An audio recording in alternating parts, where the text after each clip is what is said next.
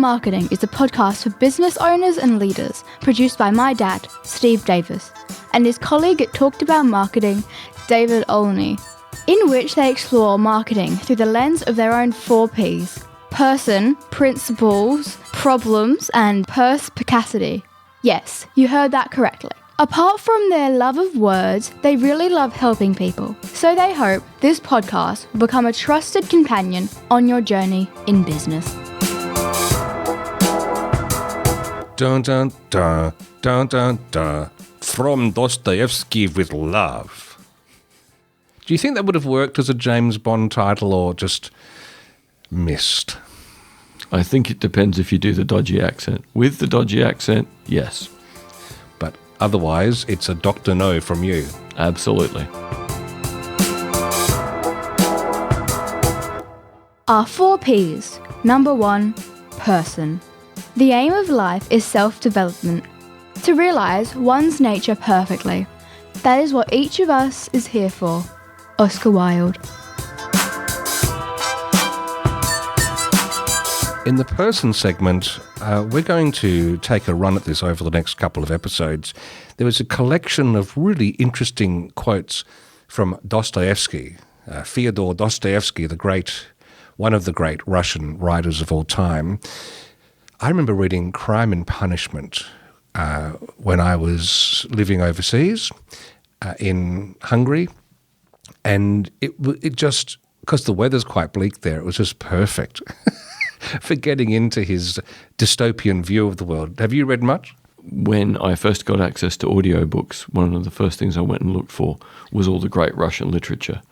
And I remember going, there's not just one recording of these books, there's several. And I just went through and picked the most amazing voices. And I think I spent most of a summer in Gawler when it was above 35 degrees listening to dismal Russian literature. It was great.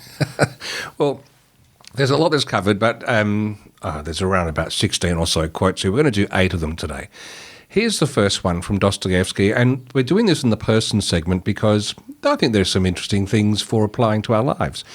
Above all, don't lie to yourself.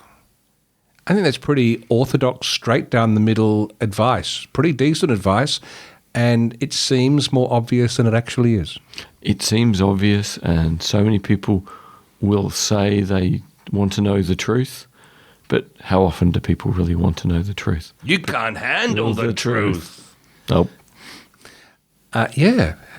How do you know that you're not lying to yourself? Oh, that would actually take us back to Wild Creature Mind, which we talked about last episode, the Steve Biddulph book, because that part of our brain that communicates physically to us would be giving us pretty strange felt sensations. Heartburn, palpitations, headaches, all sorts of things. Tightness in your chest, knot in your stomach. And again, the whole point of someone running totally in left brain, fixated on their one idea or their one emotion as if it's the whole world. And very often people who are stuck in that state really can't find their truth or anyone else's truth.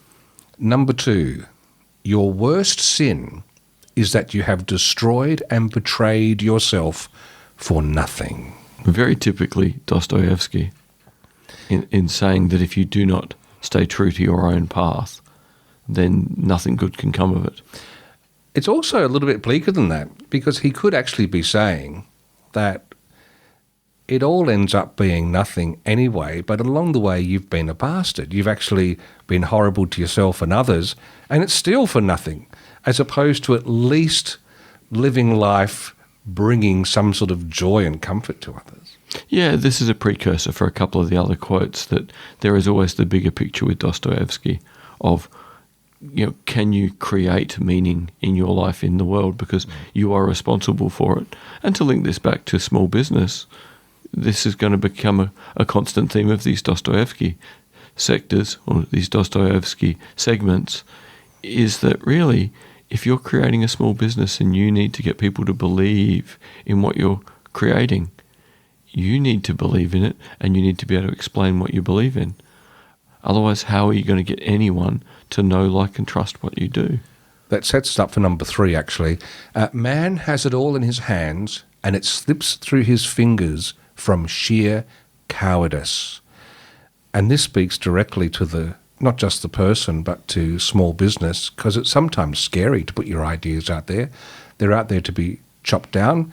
And probably the most common reason people push back and they don't blog, for example, is, oh, what if I'm wrong? What if someone disagrees with me? And that is cowardice coming through as a convenient excuse to hold back. And we just know that that's very detrimental, because then no one knows about us. No. And the brave thing is to just have another go when you learn something new and say, hey, I've got an update from my previous blog. Number 4, the best way to keep a prisoner from escaping is to make sure he never knows he is in prison. Now, this is very much in the personal realm, and I think is at a society level. I do liken you know how if you're on day release from a prison or home detention, they give you an ankle bracelet. I have taught people wearing them. Oh, they've been allowed out for the day. Okay, so it just is with them all the time, and it beeps. I think our smartphones are the ankle bracelets that we hold in our hand, and we don't know we're in prison, but we are imprisoned by them. I forget the staggering figure of for how many of us the phone is never more than 1 meter away from us 24 hours a day. And that animal habit is crafted thanks to all the work of Mark Zuckerberg and all his people to keep us habitually going back and back to this prison that is dressed up to not be a prison. It's I think where the world will look back, if we do ever get some decent headspace again, we'll look back on this era and go, wow, that was a really dark patch where humans basically shrank the world to something that was 10 centimetres by 20 centimetres and black. And where everything became mediated down to bright colours and short slogans. And one of the things, number 5, that flows on from this, Dostoevsky's quote, tolerance will reach such a level that intelligent people will be banned from thinking so as not to offend the imbeciles. And I don't think you have to be overly smart to see what happens in the public discourse in these social media channels. You try and have an intelligent conversation or put something out there that has nuance, and everyone's ready to pile on. Again, we are in the midst of cancel culture, and the thing we really need is for cancel culture to be cancelled. That would be good. We're going to push that to the extreme next episode when we talk about Woody Allen's autobiography. But I know there are people who have been getting their flu shots and their COVID vaccinations, but they don't share it publicly anymore because they know there's just going to be a whole tribe of anti-vaxxers and others who will just pile on with conspiracy theory after conspiracy theory, and it's just not worth it. And that is, I think, what Dostoevsky foreshadowed in that quote. Number 6, nothing in the world is harder than speaking the truth. Nothing is easier than flattery. That's very true. And I encountered that recently with my theatre reviewing, because I went to see the new play by David Williamson called The Puzzle. And myself, Samala Harris, were the only reviewers, the only critics who said, this is bad. This is actually a suboptimal play. I said it in really vividly dramatic terms because I was so let down. I love David Williamson, and this play was a horrid piece of rubbish that, in fact, I even got a little note from Peter Gurr saying thank you for having the courage to speak up like that. And yet, there's a whole lot of people who do theatre reviews for these online magazine places. They just waltz in. They love being the centre of attention. They love skimming across for the largesse of all the free tickets. And, they gushed over it. Just gushed. Of course, they were the ones whose quotes were used in all the State Theatre's promotional material, obviously. And I think that's Dostoevsky. Speaking the truth is hard. I hated having to write that review. I did not. It's not how I like to be, but I had to speak the truth, and it was painful. Yeah, but I think in some ways the more painful filter there is how many people read the play before the play was put on and flattered when they could have spoken truth. So how alone does the author feel that he'd got positive feedback from people he trusted before it went out in the world, when perhaps some people close to him could have said, one more edit, mate, it's not up to your normal standard. Funny you mention that, because I did say one of the things about the title, The Puzzle, is how puzzled I was that no one had spoken up in confidence to David in that process. So, yep, we're both on the same sheet there. Number 7, the mystery of human existence lies not in just staying alive, but in finding something to live for. You agree? Absolutely. As someone who nearly finished a PhD on Camus and Sartre, meaning is what life is all about. And if you understand the world from an existential perspective like Dostoevsky, you believe you have to find your own meaning and then bring it to life and keep it alive and keep it growing. So again, there's a link to small business. There's no reason for your small business to exist unless you believe there is. And if you stop believing, it will stop flourishing. The responsibility is on us to create the fabric of meaning in this world. I mean, John, you name dropped Camus and Sartre there. But if we think of John Lennon from the Beatles, he's saying, whatever gets you through the night, he's saying the same thing. Well, however you make sense of the world, however you need to make sense of the world is all right. It's all right. Yep. Just make sense of it and keep making sense of it. Last comment for this episode. We'll come back for some more next time. You sensed that you should be following a different path, a more ambitious one. You felt that you were destined for other things, but you had no idea how to achieve them. And in your misery, you began to hate everything around you. How do you summarize that? Unfortunately, that is the psychopathology that I saw the last couple of years I was teaching in students who'd gone from being enthusiastic to being cynical about everything. And we talk about the consistency of misery, don't we? Because it becomes quite reassuring to be in suffering misery the whole time, because then when you get let down again and you see more let down than maybe there is, it just reaffirms that you're right. Yep, you can just keep going. It's not me, it's the world. It's very sad. He had his finger on something there. And of course we see that then manifest in some of that negativity that is piles on through social media channels as well, where in a disembodied connection with others, you can spew poison and there's very little that you put at risk yourself. Well, that finished on a dour note, but I think that is what we expect from Dostoevsky. Kind of unavoidable. Yes. Wouldn't it have been a great title? He wrote so many. Kind of Unavoidable could be the lost novel of Dostoevsky, yet to be unsurfaced. We could write it. We could get AI to absorb some Dostoevsky and write the missing novel. Which hopefully one of his friends would have said, mate, rethink that title.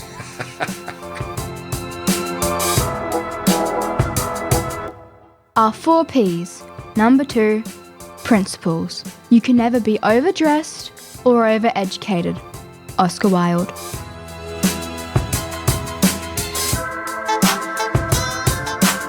In the principle segment this episode, we're looking at a book called Hope for Cynics by Jamil Zaki. And you put me onto this book, David, and I'm going to go back into my theatre reviewer hat here and say there are 2 to 3 really profound insights in this book, and 90% of it is the worst, fluffery, padding, self-indulgent string of anecdotes I've ever had the displeasure of being forced to listen to. I won't disagree with you. It's an academic psychologist trying to write for a general audience. And somewhere along the line, someone on the editorial team has said, put some human interest in the book. It'll be better. So, listeners, I'll try and give you the important bit, or the important bits. So you maybe don't have to read the whole book. You can just listen to an interview with the author. And then say thank you to David afterwards. Well, that's always appreciated. So, key thing he's arguing is that actually the principal difficulty we're living through at the moment of our era is an epidemic of cynicism. And he draws the distinction between the ancient Cynics in Greece and Rome. And the ancient Cynics were an interesting bunch. They were nonconformists who believed in humanity, in cosmopolitanism, and living in accordance with nature. And they were serious nonconformists. They would walk around the world naked. Diogenes was famous for sleeping in a big clay jar in the market. They would steal food. They would do all sorts of strange things. They would wee in public if they felt the need, just to get a response. But, I just call that Friday night. But yeah, go on. again, Friday night in most cities. But modern cynicism is essentially the set of beliefs. The world doesn't care. The world will do something mean. People don't care. People will do something mean. The world's going to screw me over, so I better screw it over before it gets me. And this is what he's saying we're in an epidemic of, and sadly, he's right. Politics has become incredibly cynical. So many cultural discussions at the moment become incredibly cynical. So once he's established that, the rest of the book is what you can do to try and counter cynicism. And he uses ancient thought again to try and counter it. And he says the first thing you can do is try to be skeptical rather than be cynical. And what does he mean by that? And that's what I was about to explain, and good on you for jumping in. So skepticism means I don't believe you until you show me some evidence. Or I don't know what to believe, I'm going to find some evidence. So whether someone else is being cynical or you're being cynical, ask the questions. What evidence led you to believe that? What evidence led me to believe that? And if people can't answer that question, go, well, why don't we together go and find some evidence so we both understand this and perhaps can agree on the evidence rather than disagree about what we're talking about? Which reminds me, I taught some media literacy classes at Walford Girls' School many years ago, and I remember saying to them, when you see a headline come through on the news and you're starting to feel a strong emotion, ask yourself, is this an emotion that the writer or the editor has conspired or confected to make you feel, as opposed to taking a deeper breath and looking for what the essence of the story is beneath the Barnum and Bailey? Yep. So really, we're into the world of type 1, type 2 thinking. Type 1 being very fast, you instantly respond. Type 2 is you slow down and go, hang on, why am I feeling this? Why am I thinking this? What's my evidence? What was my process? So this is the slow, more scientific way of trying to address cynicism, and particularly for small business in the context of we have to make a decision about what to invest in next year. Which bit of the business are we going to grow? But the economy's stuffed and the political situation's terrible. Well, what's your evidence for those two things?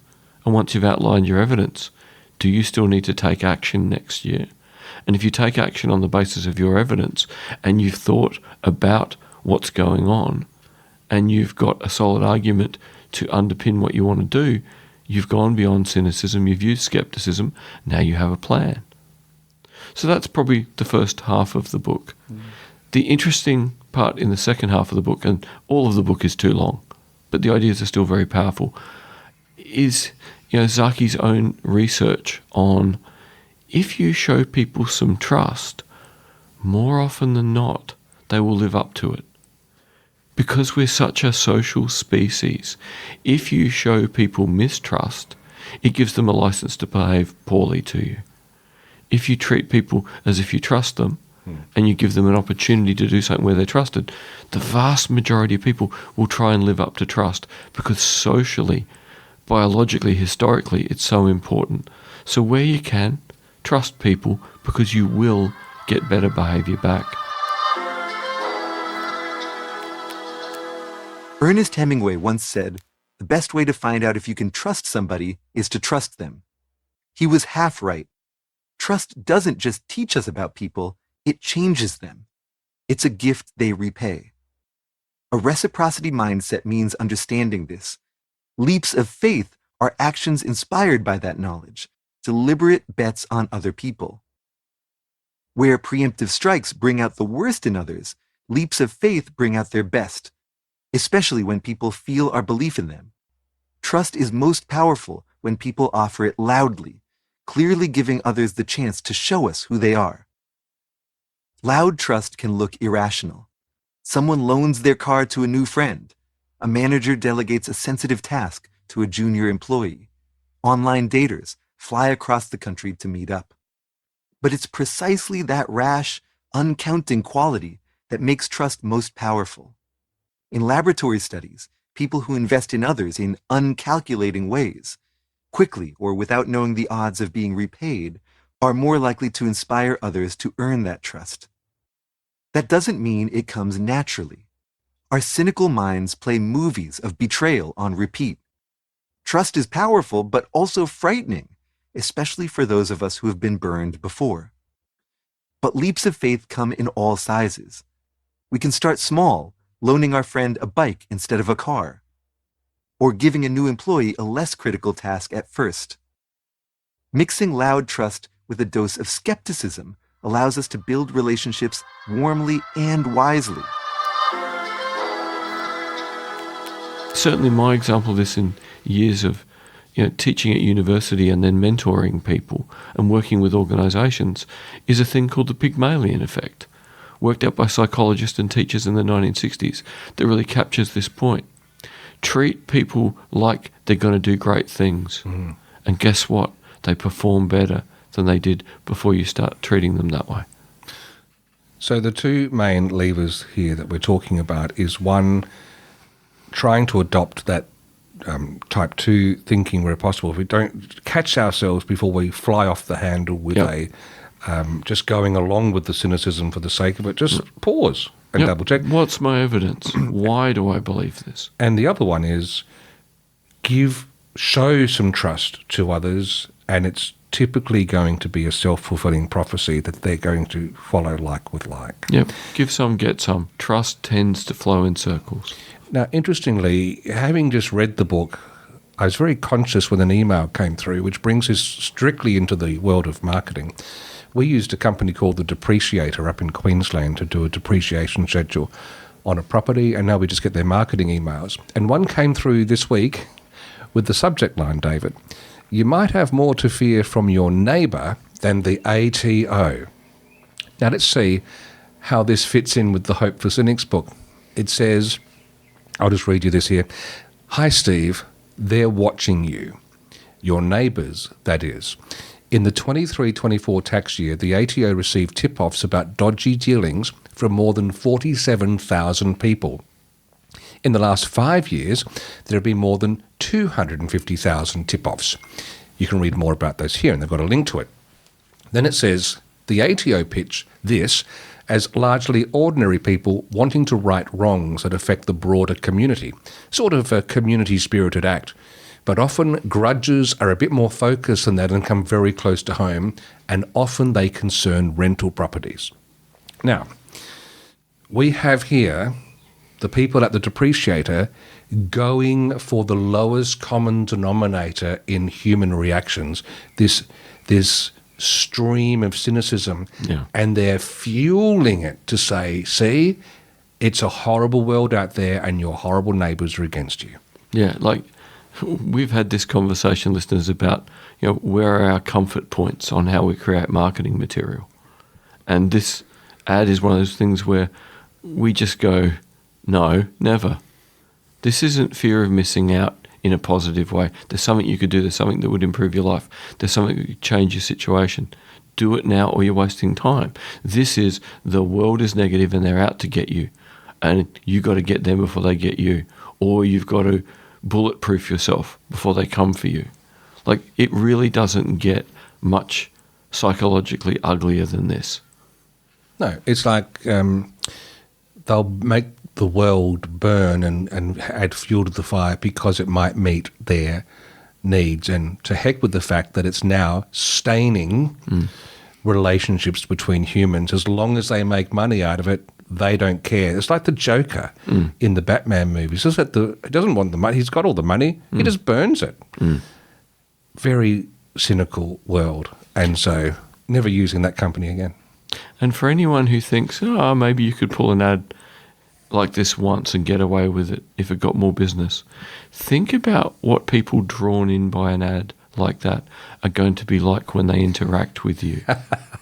You've just tipped them into full-blown cynicism, paranoia, and now you're going to try and get money out of them?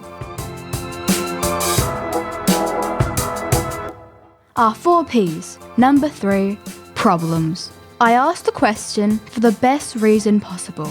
Simple curiosity. Oscar Wilde. In the problem segment, I want to address a problem that's wrapped up with something good. We saw a conversation that one of our dear friends and clients, Bill Baker, pointed out to us. It was from Sandler Worldwide, because we quite like the Sandler book on advertising, and they have a How to Succeed podcast, and they had Richard Bliss from Bliss Point Consulting sharing his insights into social selling on LinkedIn. And his basic message was, putting posts on LinkedIn isn't necessarily the best way to make use of it, because LinkedIn doesn't necessarily show your post to your followers. He says they show them to about 10%. And if you share links in your posts, well, maybe they show them to about 5%. Where the value comes, what it's looking for is commenting on your posts by others, by strangers, by new people. So it sort of plays with that network effect. And he's making the point that if you really want to use LinkedIn as a powerful sales and marketing tool, you really should be commenting on the posts of your prospects, the people you're trying to target. Now, I'm with him so far. I don't know how you're feeling about this, David, but I hate the cold emails that come from people on LinkedIn. They typically get ignored, or they do get ignored. I would rather do what he's suggesting and engage in conversation, because it is a more natural thing to write a sentence about what someone else has written. Like, this is at least grounded somewhere in positive human behaviour. And so his idea is, if they've said something and you want to get their attention, you can comment constructively on their post, or even go up a notch, write your own post and tag them in it, saying, I just saw David Olney talking on his podcast about XYZ, and there's some interesting points he wants to make, but I want to say this about it, because then David Olney gets a notification that Steve Davis has talked about him. He goes, who's this Steve Davis guy? And he goes, have a look at the profile, and so it's just leading into that connection. Look, I'm with that too. If you have an earnest question, there's good points. I love this. And it's the sort of thing that I've been telling people to do since a long time ago. But then he gets into the fact that if you're not really sure what to say, just run their post through ChatGPT to come up with some interesting stuff. Several of my clients are microwave companies for NASA. I don't know anything about microwave transmissions for NASA, but when they post something, I kind of want to leave a comment. I don't know what to say. You know who does know what to say? ChatGPT. There you go. ChatGPT can give me some ideas of what I should say to my audience of sales leaders in tech, that this post actually is relevant to them. ChatGPT, could you give me some ideas in authoritative voice, or a humorous voice, or a sarcastic voice, taking the content that I'm giving you, distilling it down to a 12th grade level or a 12-year-old level, and making it relevant to a real estate person? What would you say about that? ChatGPT is going to pump out a whole lot of ideas for you. And now you've got the idea, oh, I hadn't thought about that. Now that crosses into problem territory for me. That is comment spam. And if you hang around in these places long enough, you're starting to see a lot of obviously AI-generated gunk. And then it's just busy talk. And then if you do actually happen to talk together and they discover your knowledge is skin deep because you don't really know, you just use trickery to try and hook them in, well, there goes your authenticity. Yeah, David? You've got such a small opportunity to show you're authentic in a medium where anyone on planet Earth could potentially add a post. So you want each post to be someone saying something they want to say. Who wants to wade through 50, 60, 70 comments if 55 of them were kind of okay written, but pointless? Like, this is going to destroy a medium like LinkedIn very quickly if this becomes normal. And LinkedIn is better for rewarding meaningful engagement in a way that other social media platforms don't. Like, what a way to potentially undo the least worst platform. Yes. And so that's why it's in the problem segment. And what we should do is actually do what Richard Bliss is saying.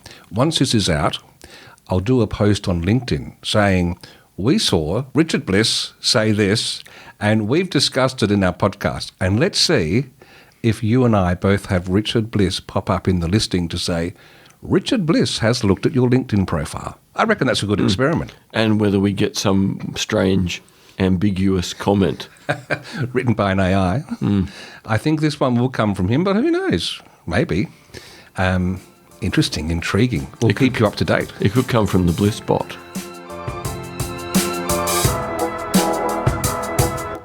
Our 4 Ps. Number 4. Perspicacity. The one duty we owe to history is to rewrite it. Oscar Wilde.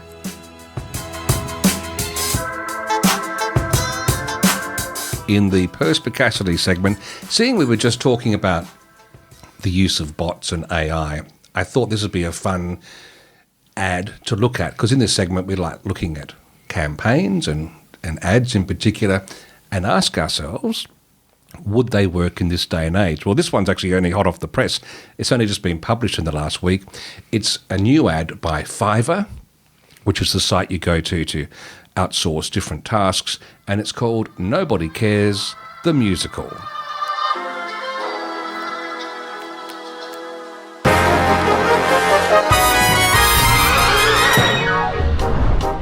We made this ad with AI and even... Nobody cares!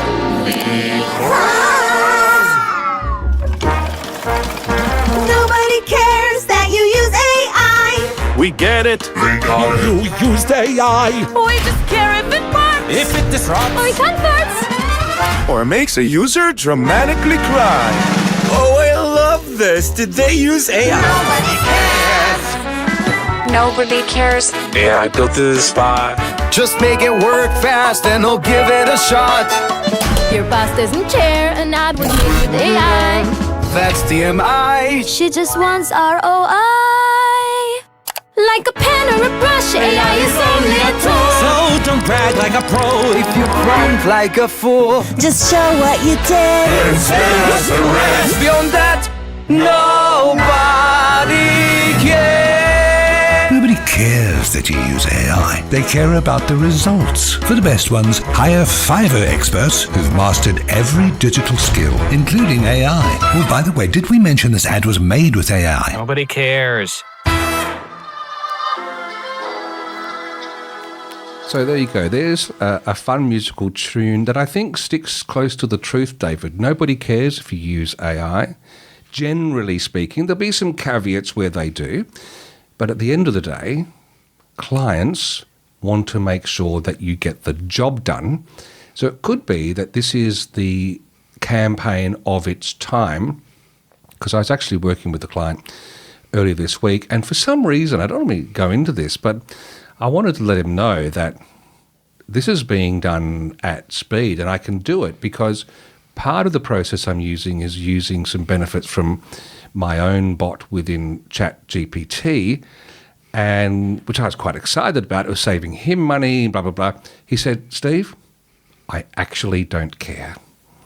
I went, wow. And then lo and behold, 2 days later, this ad. And I think we're all in furious agreement with Fiverr, aren't we?